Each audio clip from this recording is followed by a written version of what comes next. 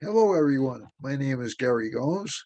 I'm here to talk with you about Vedic astrology in uh, general and also the state of the world in particular, as seen through the eyes of Vedic astrology. Also, um, I just wanted to give you a little bit of background about myself, which I always do. I've been a practicing Vedic astrologer for about 32 years. Um, I've also been Uh, got interested in astrology when I was very young, about 10 years old, but never really studied it or practiced it until my 30s. But I did get involved in tarot a little bit when I was younger, and also got um, involved in numerology in my 20s, and also the works of Rudolf Steiner and Aleister Crowley and a bunch of people. A bunch of occultists and spiritual people, including Yogananda and I'm trying to remember his name, fellow from, oh, well, I'm missing some people, and also an interest in Tibetan Buddhism in my 20s, and also the work of a composer named Olivia Messiaen was a sort of a Christian mystic composer. Very interesting man. Worked a lot with bird song and Christian liturgical music, and he was an organist, which I also was, and so I just sort of gravitated towards him. And I took a Vedic astrology around the age of 30, I want to say around the age of 35, 35, 36, no, more like 38, I think. Yeah, it was around 1990, about 1 month after I started meditating. And after that, I got pretty strongly involved in the Vedic astrology community in the United States. I joined the American Council of Vedic Astrology, started attending the conferences, and joined the board of the American Council of Vedic Astrology. Then ended up studying Kriya Yoga, becoming a Kriya Yoga Swami, and also a Reiki master, and came to a New Age store. Met my wife through that New Age store, and that's where I am right now. And after that, shortly after that, I started working for the American College of Vedic Astrology as an instructor and curriculum developer, and also um, became president, vice president, then president of the Council of Vedic Astrology before my doctoral work came up. I've lectured in different countries. I've lectured in different environments. I've written for the Modern Astrologer. I've written articles for the Modern Astrologer, excuse me, and I've written articles for a variety of papers in the UK, South Africa, India, um, and I've also conducted workshops on Vedic astrology, both in the United States and in different parts of the world, both in person and online. So I've been pretty much heavily involved in this particular field of study for a long time. And that's about me. If anyone wants to get in contact with me for either a reading or classes, I can be reached at 508 525 0001. I've been teaching Vedic astrology since 1996, roughly. And actually, I had individual students even before then, I think. And let's see now. Also, you can contact me at Gary Gomes, G, the letter G, GaryGomes, G at gmail.com. That's an easy way to get in touch with me. You can also look me up on Instagram, YouTube, um, Facebook. I have around 3 or 4 different pages with different specialties on Facebook, not all under my name. And so one's crystal expectations, one's feng shui interior and exterior design. So there are, and one's a personal page, and one's Gary Gomes Vedic Astrologer page. And we have a page for the Great Astrological School. So essentially, I'm all over the internet, and we do have a webpage which we have to correct. Also, we have a school, the Northeast Institute of Vedic Astrology and Studies has been operational since 1998, and we also have we're developing formal online classes even as we speak. I also teach at Kepler College. If you want to contact me there or do it in a larger astrological context, and I also still teach at the American College of Vedic Astrology. I'm on the faculty there and have been since around 2003 or 2004, I think. And I will also a teacher for Dyer Academy International, run by my good friend Roland Aloof. So essentially, you can contact me for instruction from any of those places, and I'd be happy to meet with you and talk with you. Within about a month or so, I'm hoping, because I will be moving into a newer place than this. I'll have a better background for these presentations. I will also have more access to developing website and contacts, and also have an online store. We're working on an online store for you folks, following the method of so many other people out there, and we'll be providing things like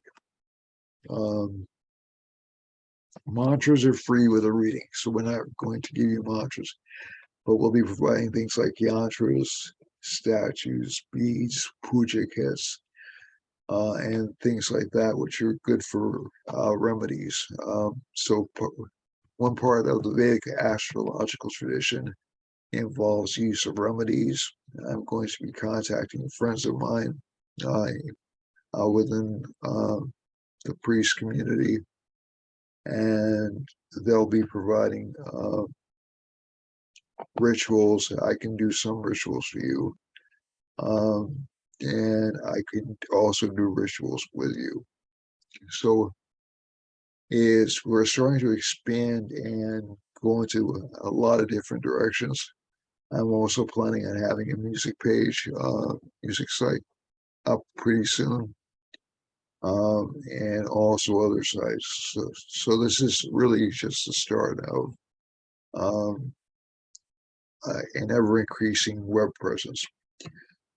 So after that, personal advertisement, which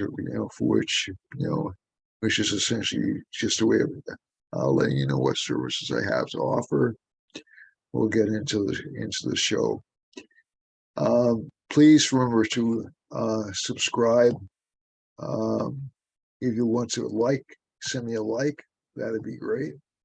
And also, if you want to receive notifications of when videos are up, that'd be fantastic. And if you just want to talk, or you just want to learn more about my services, or about any of the Vedic astrological organizations, there are a couple around. There's one in the United States, the Council of Vedic Astrology, which is a really good organization. There are other teachers who I can recommend to you if you like different styles of mine. It's a wide open field, so I'm not only interested in promoting myself, I'm interested in giving you the best match for what you need. So So get in contact with me over those things if you like, or I can put you in, or I can give you the information for the, or you can look up the Council of Vedic Astrology online. Right, and the president of that is my friend Dennis Flaherty. So without further ado, let's talk about what happened this past week and what's going to happen next week. As you're undoubtedly aware, I've been talking for quite a while about changes in leadership, and we had a big change in England, of course, just recently. And I'm going to be writing an article for the Astrological E-magazine on that within a couple of days. But basically, I just wanted to go over, so I'm going to stop the sharing because I know this is the way it works on Zoom, and start up again. But I just want to look quickly at Elizabeth's chart. Now, this is kind of interesting because it's really almost really one of the simplest. Let me see now. Queen Elizabeth. Who you're looking at? Queen Elizabeth II, born April 21st, 1926, 2:40 a.m. in London, England. This is information that came in my computer as the and actually it's kind of interesting because this is one of the more interesting charts that we can look at. And I just want to go over this for just 1 second, just to show you how Vedic astrology works, but also not to scare you, just to give you an idea of some of the mechanisms of Vedic astrology. So let me close this again because I want to make sure you see this. And I apologize if this is irritating, but like I said, it's just one of those things that. So this gives you an idea of the power of Vedic astrology from its predictive component. So this is a very simple chart. Okay, we have K2 in the first house. So she gave an appearance of aloofness. That's one of the things that K2 in the first house does. Also, one of the more interesting things about this chart, so this is Pisces, Aries, Taurus, Gemini, Cancer, Leo, Virgo, Libra, Scorpio, Sagittarius, Capricorn, Aquarius, and back to Pisces again. So her rising sign is Sagittarius.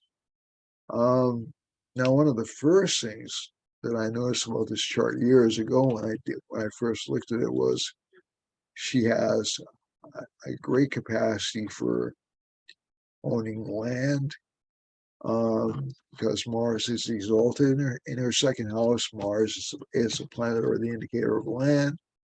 She has now, interestingly enough, though, Jupiter is, so Mars is exalted. It's in its best possible sign in the chart. Jupiter's in its worst possible sign, which is kind of interesting because you're saying to yourself, well, this is a person of stature. This should be a really strong Jupiter, but she's not really giving advice. She's just sort of like, she's a figurehead queen, right?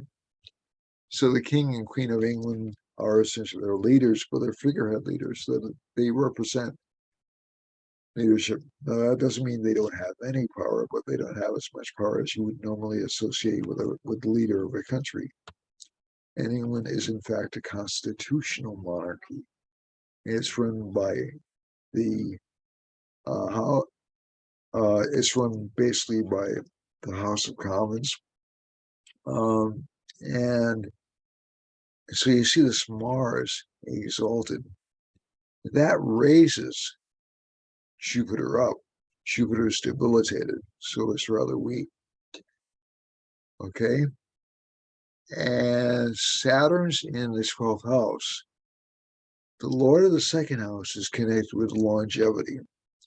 So if the Lord of the second house is in the 12th, actually is very good for longevity. It gives a good long life. She died in her 90s, so that's good. And I'm just going to give you this is like a brief illustration of the way that astrology works in a very simple format, simple, easy to understand format. But that Jupiter is not really good for her health overall. And she has had the Mars in the chart helps that Jupiter out a great deal. But recently, what's been happening is there have been a couple of things happening. So let's look at her major planetary periods over here. So let's go to a now chart. So she's in a Jupiter Mahadasha, which is Lord of her second house. It's Jupiter's weak, as we said before. Rahu subperiod. Rahu's in the 7th house. Right? That's another death-inflicting house. The other planet we have to watch out for is the Lord of the 7th, Mercury, which is weak. So Mercury is in its sign of debilitation. There's a slight cancellation of that debilitation because of Mars canceling Jupiter's debilitation, but it's not really convincing. I should say that. And so she has a lot of authority, a lot of austerity. Venus in the 3rd house. Venus is connected with horses. She loves horses. That's just the lower side. But over here, she's in a Jupiter Rahu Mercury subperiod. Mercury's not very well placed for her. It's going to give her problems. Okay. And during Mercury subperiod, she's going to have real problems with her health. So the Lord of the 7th debilitated. In the Mahadasha of the Lord of the 1st, debilitated or weak. And in the subperiod of the Lord of the 7th house, which is also weak, that's going to take away a lot of her energy. It's going to take away a lot of her luster. Also, one more thing to say, which you can't see from the chart, which you can see from the chart that I can look at right here. Hold on a second. You will see, if you look at a transit chart. So keep your eye on this sign.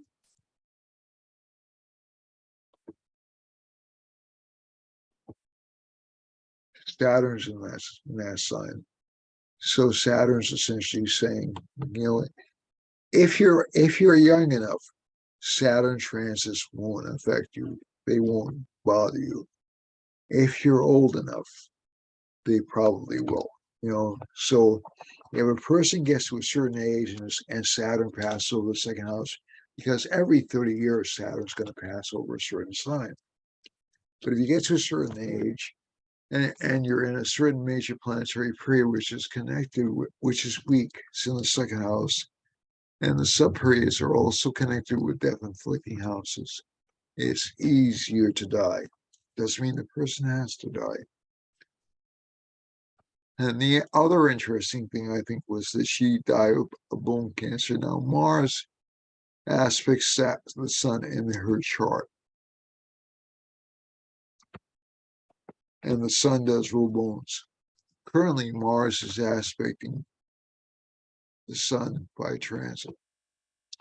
So there are a lot of things in this chart which essentially kind of contribute to her passing away this past week. The Rahu subperiod has not been easy for her. Excuse me, let me see if I can get this down.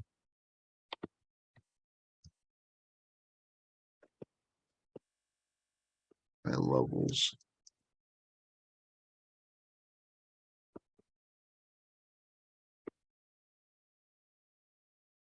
So she started Jupiter in 2007. Started Jupiter Rahu in 2021. So that was not really the start of major problems in her family, but certainly the latest iteration of them. So I think, she lost her husband, things like that. So I think one of the things, so Rahu's also in the seventh house of husband, so that probably wore pretty heavily on her as well. But God bless her. May she rest in peace. And I will write more about her over the next couple of days. In terms of the chart we're looking at right now, we still have changes coming. I mean, massive changes. I was going to talk some more about the United States, changes coming in the United States, but I think with Mercury retrograde, I'll be focusing on some reversals that have happened for in certain contests and certain places around the country over the past few weeks. And basically, Mercury is extraordinarily strong right now. It's in its 11th house. And so while some people may think that there's been some progress made, and there probably has, pretty soon we're going to have about 4 planets retrograde. So that's going to cause some backturning a bit and some reversals in fortunes. So essentially for this chart, the first house lord is in the 7th house. It will make political contests a little bit more aggressive, a little bit more violent, a little bit more forceful.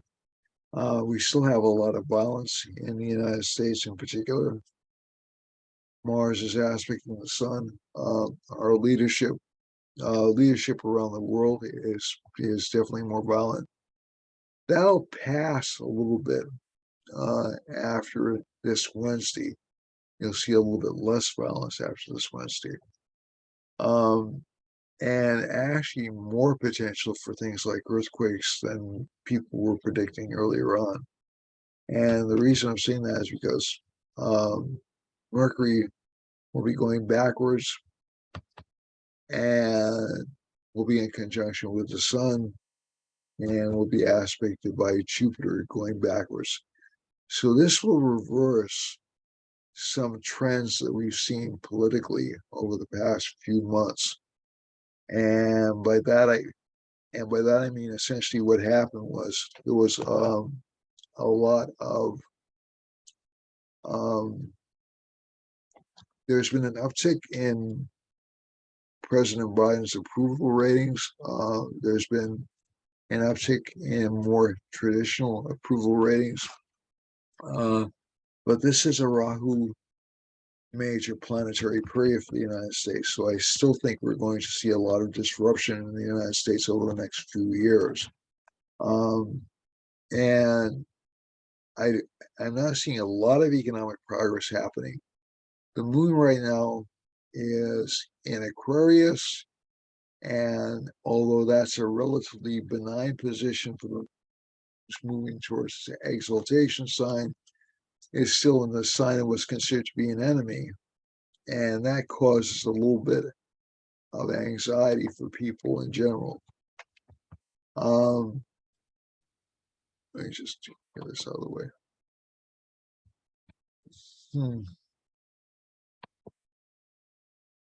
Let me get this down.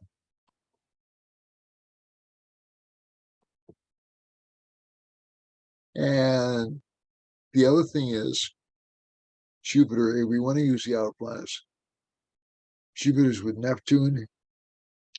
It doesn't make essentially the most benign combination because there'll be what I would call over-optimism or excessive idealism. But also the Sun-Venus conjunction, I tend to see as what I would call a truth-revealing combination. And what I mean by that is you'll get exposed to the truth. It may not be the truth you like, but it's really the truth. And that Mars aspect on Venus will make people very aggressive about seeking the truth, very, very forceful. Now, within about or roughly about 3 weeks, Venus will enter Virgo. That will be kind of a rough placement for people because they'll be very, very critical about anything connected with business, with entertainment, even with politics, because Venus is also a political planet. But there'll be an aspect from Jupiter, and it'll be in conjunction with an exalted Mercury. So that Venus-Jupiter opposition will be somewhat benign. It won't be that horrible. Although Venus and Jupiter don't like each other very much. But Jupiter will be in its own sign, aspecting Venus, and this will give a cancellation of that debilitated Venus. So this will give more financial growth to people, more investment opportunities, and I think you'll see a lot more uncovering of facts. So retrogrades don't always mean interference. Retrogrades often mean going back and discovering what really happened, going back and discovering what happened, uncovering the truth. And so I think you're going to see a lot of that in the month of October. So it's going to be a really, really interesting election season in the United States. And I dare say all over the world. Rahu is still an Aries. You're going to see a lot of uncovering of government scandals over the next couple of months. And that will be true not only in the United States, but everywhere. This is not a time that people will be happy at all with their governments. I think you'll see a lot of folks essentially saying, essentially disliking their governments or disliking their leaders. Scorpio is a rising sign, so this is a sign connected with uncovering the truth, basically. And I'm going to show that off again. And do the share, do this again. Stop and share.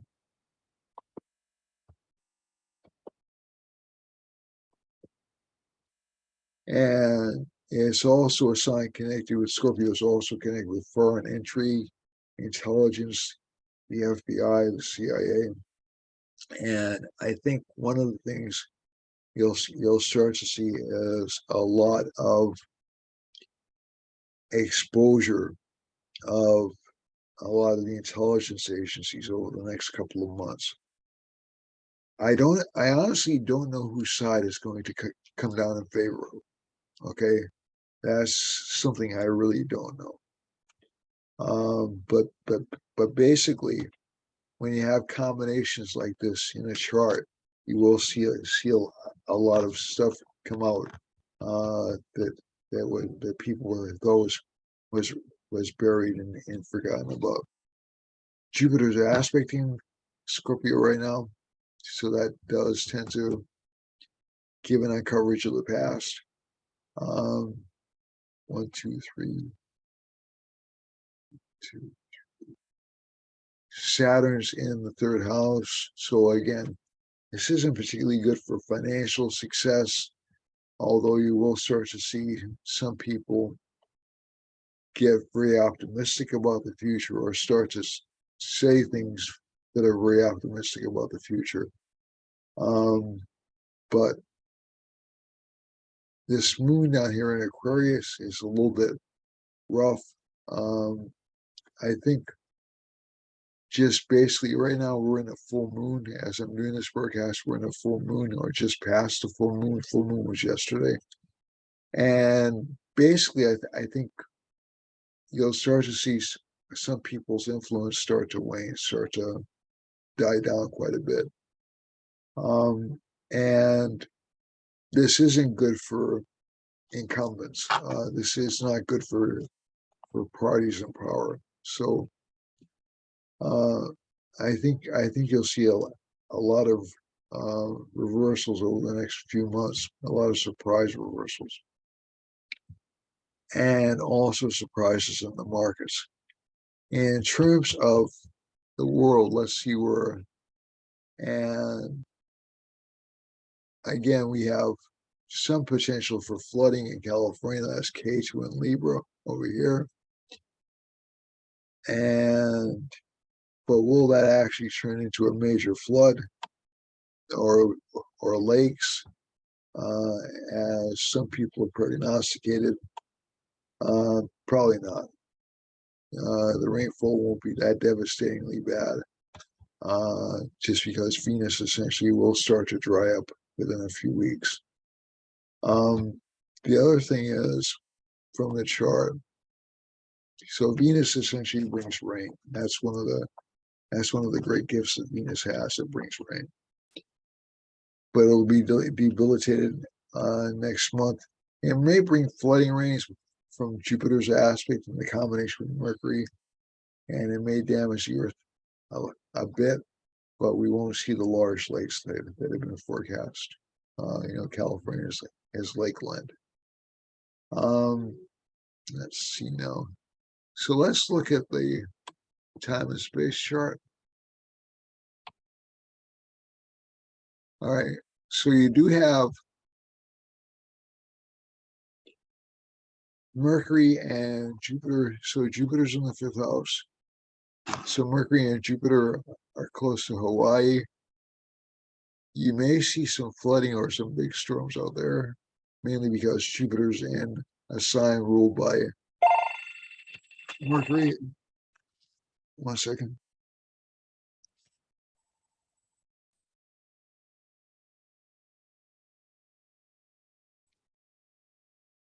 Hello, Crystal. Yes, how are you? Okay. I can't talk right now. Can I get back to you in about half an hour? Sure. Okay. All right. I think bye. All right. Bye-bye.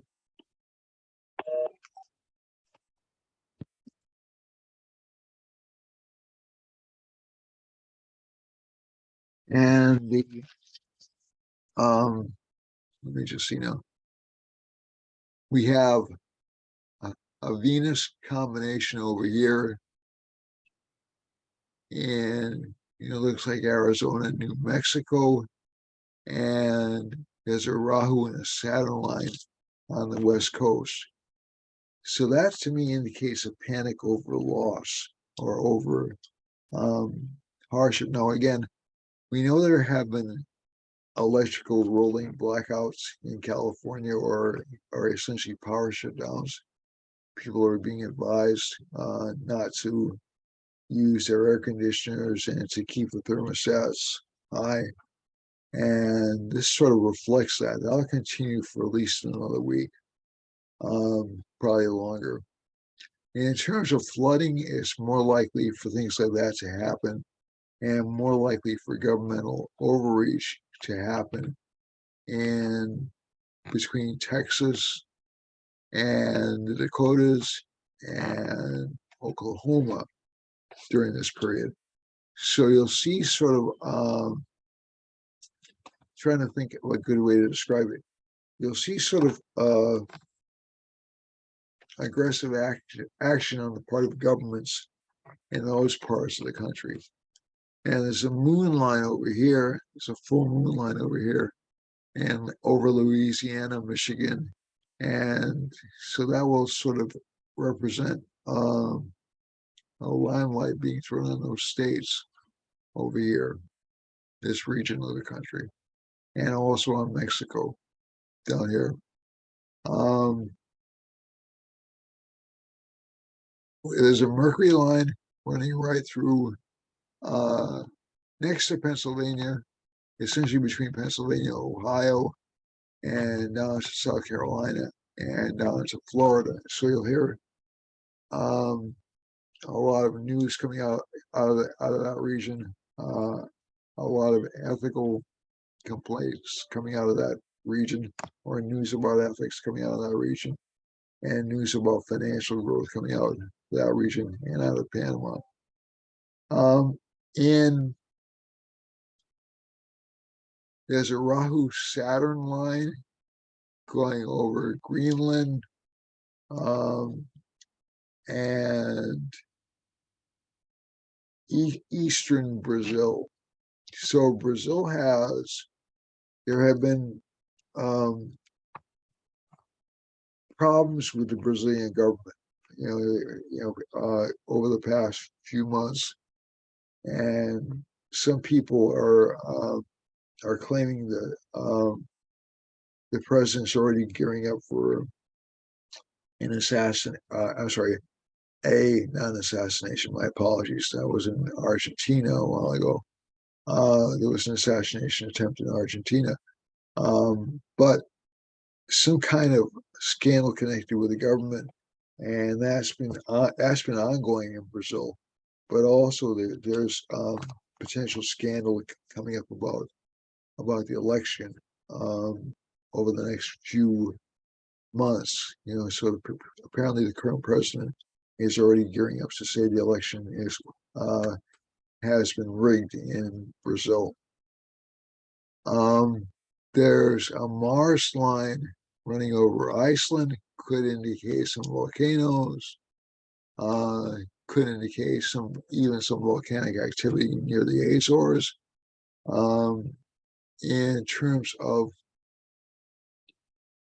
England, we have a Saturn line running over England and also so that indicates the sadness that England is experiencing. There's a Sun and a Venus line running over England as well. So that again, we have a new accession of royalty that's going all the way down into Libya and down into near Gabon. And that indicates some changes in government in that part of the world, and even in France. So you may see some local changes in government in France and in Sweden. And if we go over here, it looks like there's going to be a lot of news coming out of this part of the world over the next few weeks between England, France, Germany.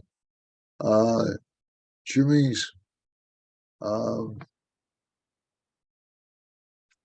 not really suffering yet because essentially it's not wintertime yet. So we have no real indication that Germany is going to be cut off, or we have an indication that Germany's going to be cut off, but they haven't felt it yet. And there's a Rahu line running over Turkey and Eastern Europe. So again, fear of earthquakes is very strong. It doesn't mean it's unrealistic, but fear is very strong, and there will be some scandals again connected with the government. There's a Mars line running right through Ukraine and right through Poland and right into Russia, and there's a Saturn line going right through Iran. So this indicates the Iranian and the Saudi economies have slowed a little bit. There's a Mars line running through basically through Afghanistan and Pakistan and into northwestern India. So you'll see some problems around the capital of India at this time. That's roughly where Delhi is, and in western India, and also some changes of government in eastern India over here, because we have a sun, we have a full moon combination, and also some resurgence of previous leaders. That's another thing the moon line indicates. So you'll see a resurgence of previous leaders in this part of the world too, and also down here in Mexico.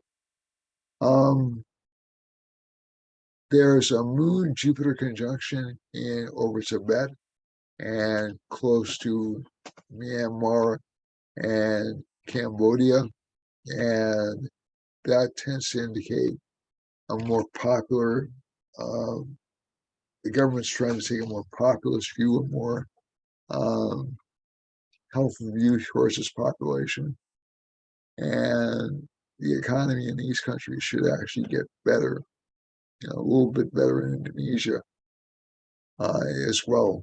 And over here we have a Rahu line going over Japan, going through New Guinea, and going into Australia.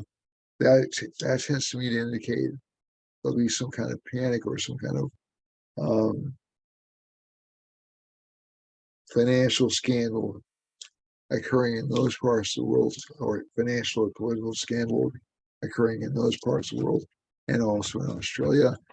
And there's a Saturn line going through Western Australia as well, so the economy is probably going to slow down there, and it's going to slow down in Japan a little bit. Finally, we have a Rahu line going right through here, right through Central Australia. I already mentioned that, my apologies. And there's a Venus line going right through New Zealand, which does indicate some financial improvement, and also some entertainment news coming out of that part of the world. And finally, the sun and the moon together in the sign does indicate some change in government or some change in local politics. So I think we're looking at another week of change.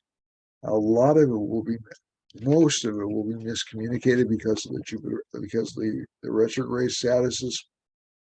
But I think you'll see a lot of changes coming up, especially over the next month or so, where people will feel like they're moving forward and the threat is past, and then all of a sudden, around early October, you'll see the threat that you thought was going away, or the enemy that you thought was defeated starts to rear its head again and starts to show up, and that's already started actually. So it's going to be an interesting couple of months up until the midterms. I think it's one of those things where elections are always kind of dicey propositions, but I'm thinking that you'll still probably see Republican majorities in both houses this coming fall, unless something radically changes in terms of the economy. I can't see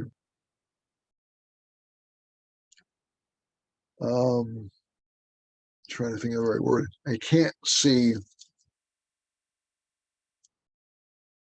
I mean, there's always a possibility there'll be a Democratic wave because Saturn is strong, but it doesn't.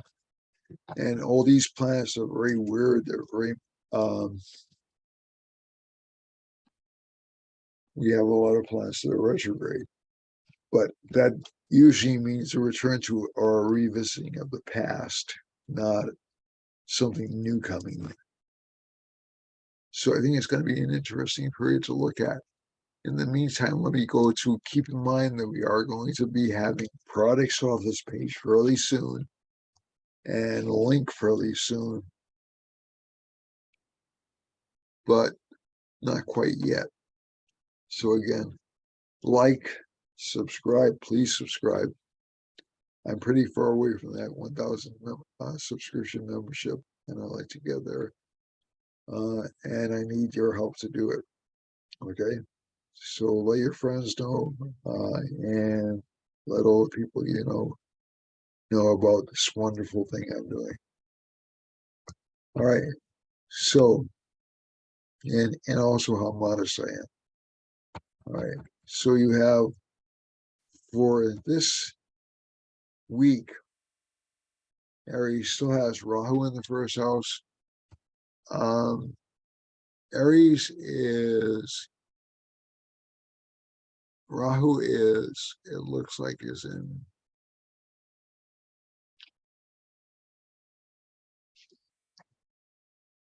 the third nakshatra. It looks like it's in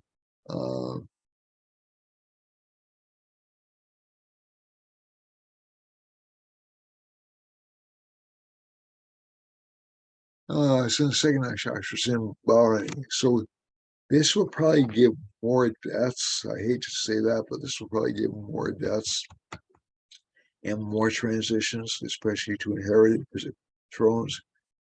Mars is in the second house, though, and so a lot of people with this particular sign rising will start to feel a bit reborn and re-energized, because the first lord is in the second house and it's relatively well placed. Venus is in the fifth house.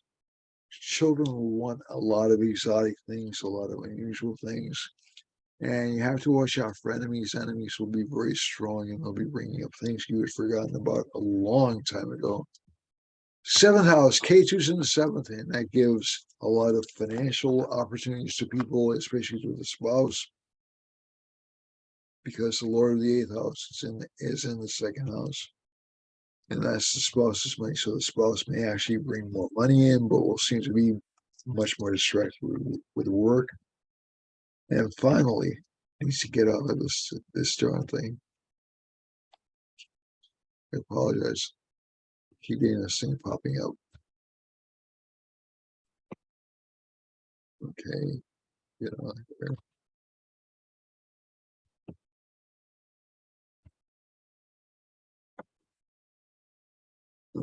Yeah. All right.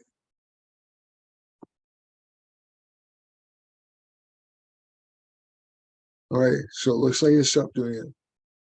And the moon's in the 11th house, so to give new friends, change of friends. Jupiter's in the 12th.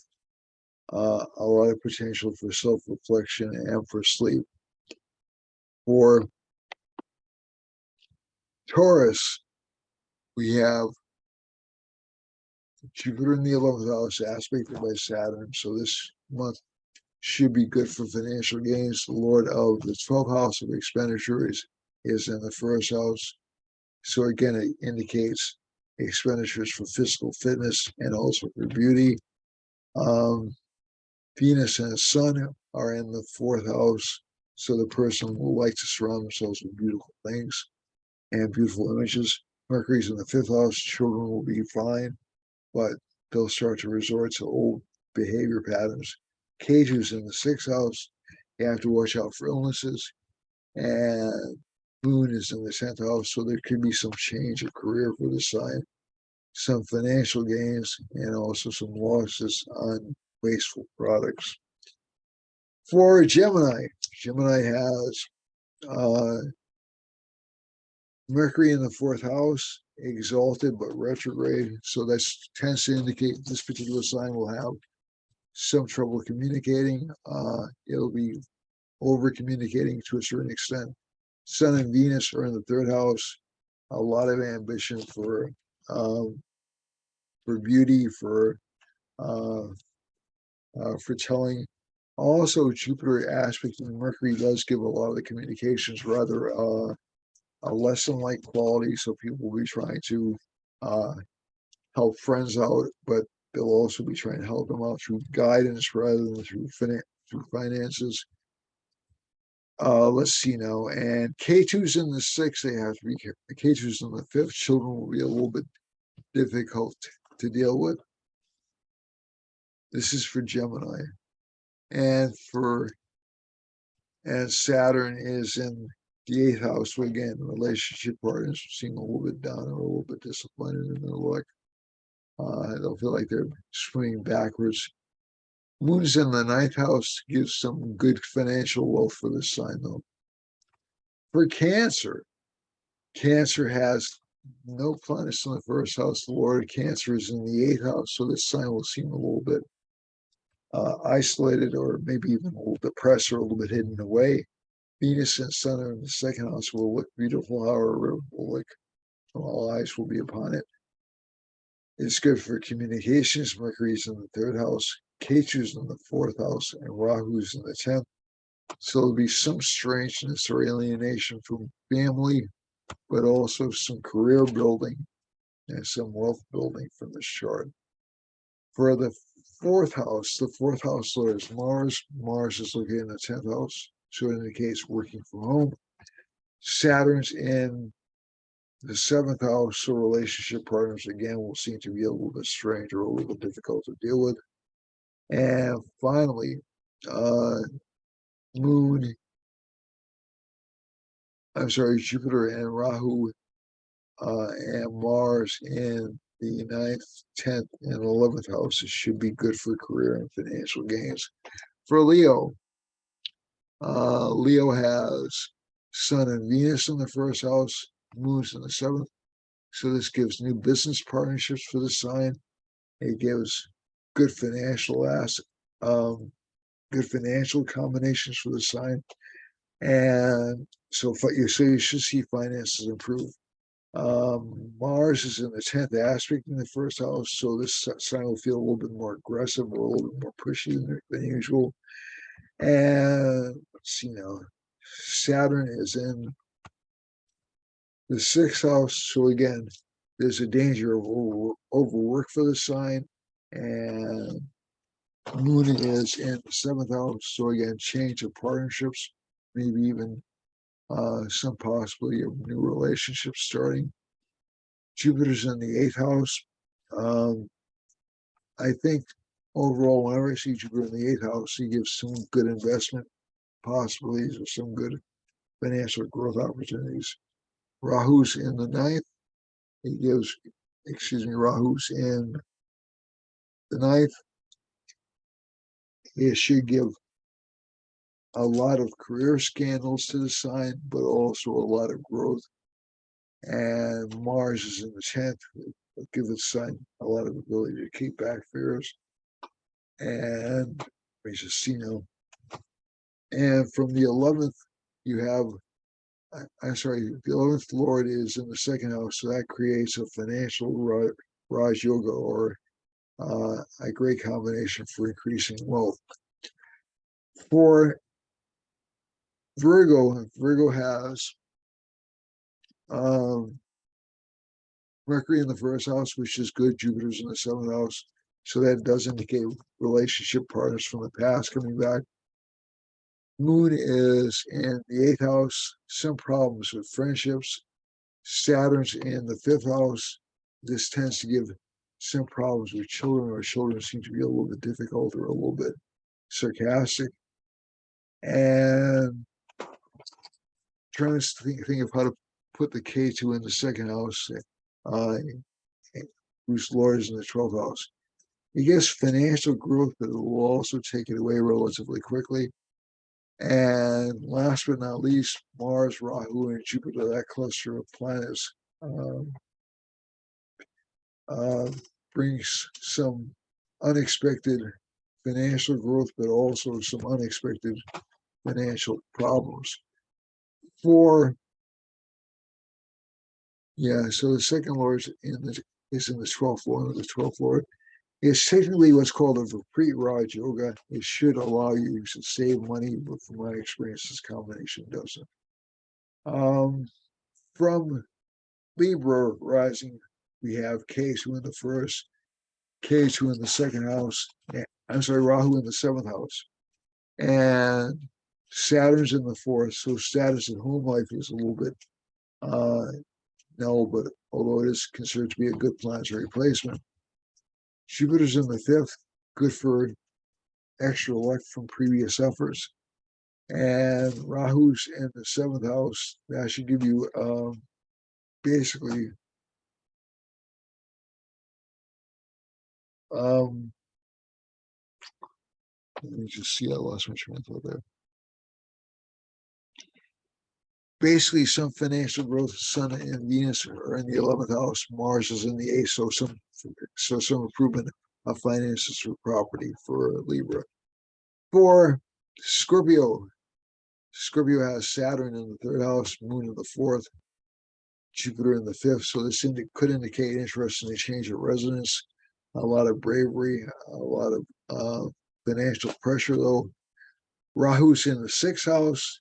It will give some financial growth. It will give some, and Mars in the seventh will also give new partnerships, new active partnerships. And Sun and Venus in the 10th actually indicates a relatively good week for this sign. Mercury's in the 11th, so you'll see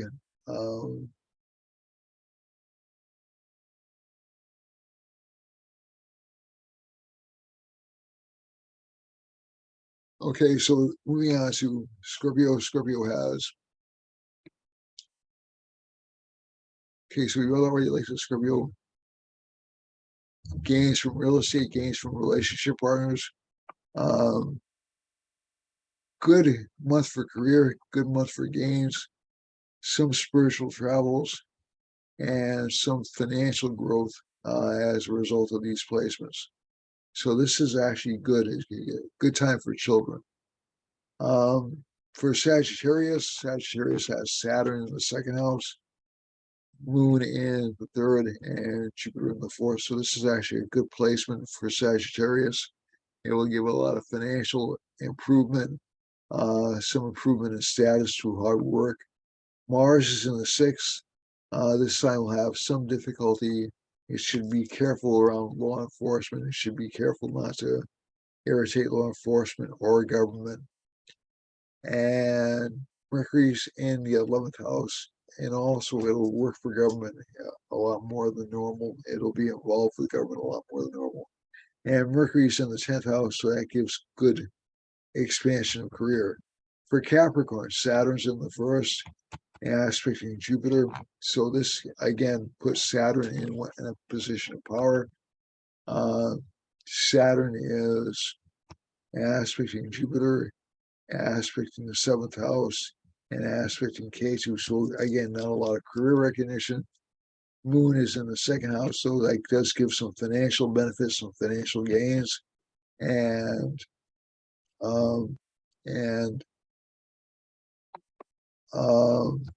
Jupiter in the 4th, increase in status. Rahu in the 5th. I'm sorry, Rahu in the 4th, some disappointment with home life. Mars in the 5th, some arguments or difficulties with children. Sun and Venus are in the 8th house, so some unexpected gains from government.